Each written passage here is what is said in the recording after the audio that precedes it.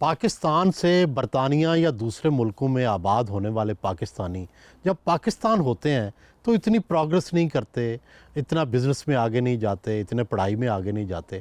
آخر وہ کیا بات ہے کہ جب باہر آتے ہیں تو وہ چمکنا شروع ہو جاتے ہیں؟ وجہ یہی ہے کہ پاکستان میں اتنی ریسورسز انفارچونیٹلی نہیں پرووائڈ ہو سکتی، اور یہ ایک چیز ہے جو ہمیں بدلنے کی ضرورت ہے کہ آپ بچوں کو ایجوکیشنل فیلڈس میں انکریج کریں، اور ویریس فیلڈس میں، نہ صرف میڈیسن یا انجینئرنگ، ان کو ساری فیلڈس میں پروگریس کرنے کی خواہش دیں۔ کہا جاتا ہے کہ آپ کا آئی کیو جو ہے وہ آئنسٹائن سے زیادہ ہے، کیا واقعی ایسا ہے؟ یہاں ایک مینسا کا آئی کیو ٹیسٹ ہوتا ہے جو دنیا میں سب سے لارجسٹ اور اولڈسٹ ہائی آئی کیو سوسائٹی ہے، تو میرا اسکور 161 تھا جو کہ دنیا کی ٹاپ 1% میں ہے۔ لیکن آئی کیو ایک نمبر ہے، اور آئی کیو کچھ بھی نہیں ہے جب آپ کی اس کے پیچھے آپ ٹیلنٹ کو یوز نہیں کر رہے اور اس کو افیکٹولی دنیا کے لیے کچھ پازیٹیو نہیں کر رہے اس سے۔ اگر پاکستانی بچے آپ کو فالو کرنا چاہیں اور وہ چاہیں کہ ہم بھی مانور بن جائیں، اپنا آئی کیو کیسے بلند کریں؟ یہ کنسسٹنسی ہے، اور یہ آپ ارلی ایج میں ہی شروع کرتے ہیں۔ ارلی ایج میں ہی آپ انٹلیکچوئل پرسیوٹس اپنے سارے چوز کریں، مائنڈ اسٹریچنگ گیمز کریں، پزلز کریں، چیس کھیلیں، کلاسیکل میوزک کو سنیں، اپنی میوزک کی ڈائیورسٹی بڑھائیں، اور چائلڈہڈ سے ہی بک ریڈنگ کا ایک لو اور پیشن بنائیں۔ مانور، ہمارے جو آپ کی ایج کی جو لڑکیاں ہیں ان کو تو بننے سنورنے کا شوق ہوتا ہے، کھیلوں کا تو خیر آپ کو شوق ہے، بننے سنورنے کا، خاص کپڑے پہننے کا یہ بھی شوق ہے یا نہیں؟ جی، مجھے ڈیفینیٹلی فیشن کا اور اس طرح کی چیزوں کا شوق ہے، لیکن میں کہوں گی کہ یہ جو اسٹیریو ٹائپ ہے کہ ینگ گرلز کا صرف انٹرسٹ میک اپ اور فیشن ہے، یہ ایک بہت پرابلم ہے ینگ گرلز کو آگے بڑھنے میں، جو ڈسٹرب کرتا ہے۔ ہمارے جو تھرڈ ورلڈ کنٹریز ہیں وہاں تو جنڈر ڈسکریمنیشن ہے، آپ کیا سمجھتے ہیں اس حوالے سے؟ آپ کی کیا سوچ ہے؟ عورت اور مرد کو برابر ہونا چاہیے، ان کو برابر موقع ملنے چاہیے؟ یہاں برطانیہ میں وومن کو بھی انکریج کیا جاتا ہے اور باقی فیلڈز میں بھی آگے بھیجا جاتا ہے، اور میں کہوں گی کہ کنٹری کی پروگریشن ہی نہیں تب ہو سکتی جب جینڈر ڈسکرمنیشن ہو۔ پاکستان میں کیا ایسا کیا جائے کہ مرد اور عورت شانہ بشانہ کام کریں؟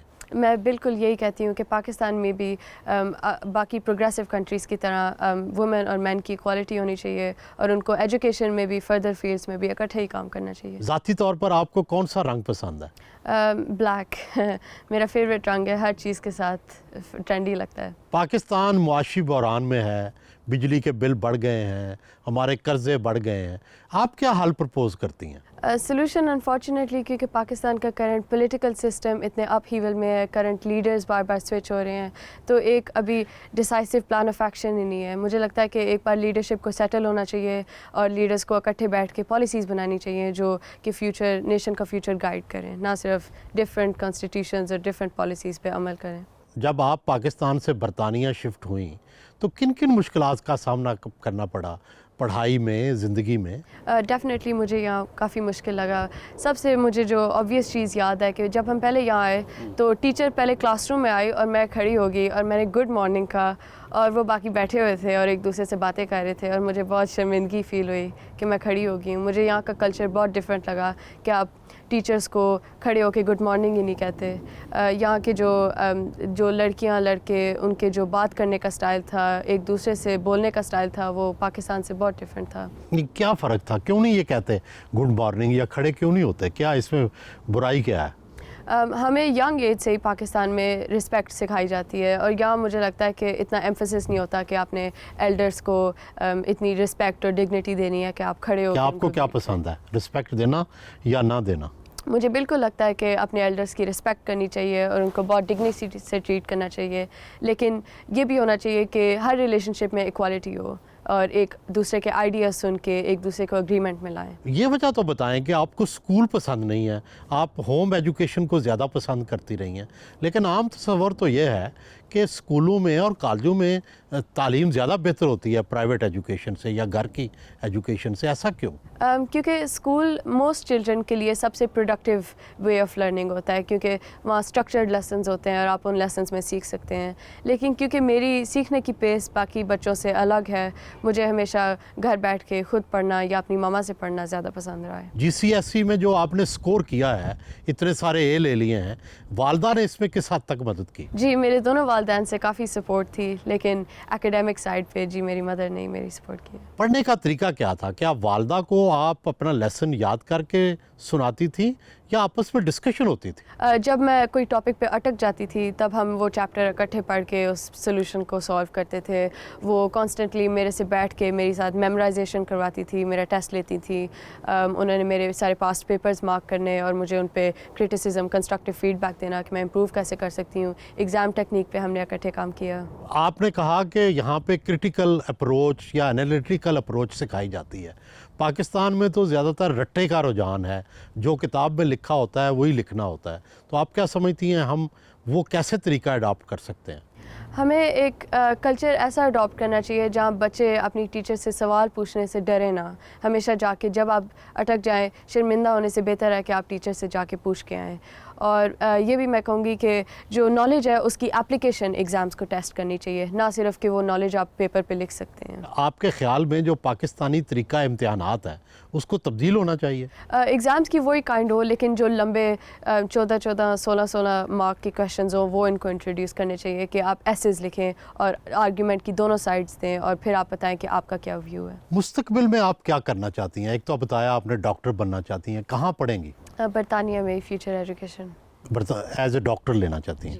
तो डॉक्टर जो है, एक ऑर्डिनरी डॉक्टर बनना चाहती हैं या साइंटिस्ट डॉक्टर या किसी शोबे में रिसर्च करना चाहती हैं? करंटली मेरा इंटरेस्ट है सर्जरी, लेकिन डेफिनेटली मुझे रिसर्च का भी पैशन है और फ्यूचर में मेरा दिल है कि मैं भी कुछ कंट्रीब्यूट करके जाऊँ। कभी ये भी सोचा है कि आप पढ़ाई करके पाकिस्तान भी जा सकती हैं? मेरे डेफिनेट प्लान्स हैं, क्योंकि मेरा ह्यूमैनिटी को सर्व करना पर्पस है। मेरे प्लान्स हैं कि डेवलप्ड और डेवलपिंग कंट्रीज़ में, पाकिस्तान मेरा अपना मुल्क है, तो मेरे डेफिनेट प्लान्स हैं पाकिस्तान में भी आके काम करने के। कभी ये भी प्लान किया है कि आप इतनी ज़हीन हैं, इतना आपका आईक्यू है कि लीडर बने पाकिस्तान में आके? मेरा लीडरशिप और पॉलिटिक्स, इन चीज़ों में कम ही इंटरेस्ट है। मेडिसिन मेरा एज 7 से ही बहुत पैशन था, तो वही अभी फ्यूचर करियर सोच रही हूँ। तो क्या सोचती हैं, सर्जरी में क्या इनकलाब लाएंगी, क्या तब्दीली लाएंगी? सर्जरी में तो एज सच कोई नहीं, लेकिन जो रिसर्च है और न्यूरोलॉजी और कैंसर रिसर्च पर्टिकुलरली, वो मेरा करंट फोकस है। आपको बरतानवी कल्चर पसंद है या पाकिस्तानी कल्चर? पाकिस्तानी शादी ब्याह की रस्में या यहाँ का माहौल? मुझे लगता है कि जो पाकिस्तान की कल्चर है कि आपने एल्डर्स की रिस्पेक्ट और जो फेमिलियल एम्फोसिस है कि मल्टी जनरेशनल हाउस होल्ड्स हों, वो बहुत मुझे पसंद है। और ये आइडिया हमें बरतानिया के कल्चर में भी अडॉप्ट करना चाहिए। और कुछ बरतानिया की कल्चर की रस्में हैं जो पाकिस्तान में भी अडॉप्ट होनी चाहिए, जैसे जेंडर इक्वालिटी, फ़ीमेल्स को भी फर्दर एजुकेशन में हर फील्ड्स में प्रमोट करना। मलाला यूसुफजई की तो सियासत में भी दिलचस्पी है, नोबल प्राइज़ विनर है। उनका आइडियल मलाला का बेनज़ीर भुट्टो हैं और शायद उन्हें मौका मिले तो वो पाकिस्तानी सियासत में भी आएँ। क्या आपकी भी कोई ऐसी दिलचस्पी है? मेरी लीडरशिप और सियासत में नहीं इंटरेस्ट, लेकिन मलाला मेरी बहुत बड़ी इंस्पिरेशन रही हैं। मेरे कमरे में भी उनके पोस्टर लगे हुए हैं। उनकी एजुकेशनल रिफॉर्म्स और वुमेन की एफर्ट्स और वुमेन की प्रमोशन करना, वो मेरी इंस्पिरेशन ही है। लीडर नहीं आप बनना चाहते? नहीं।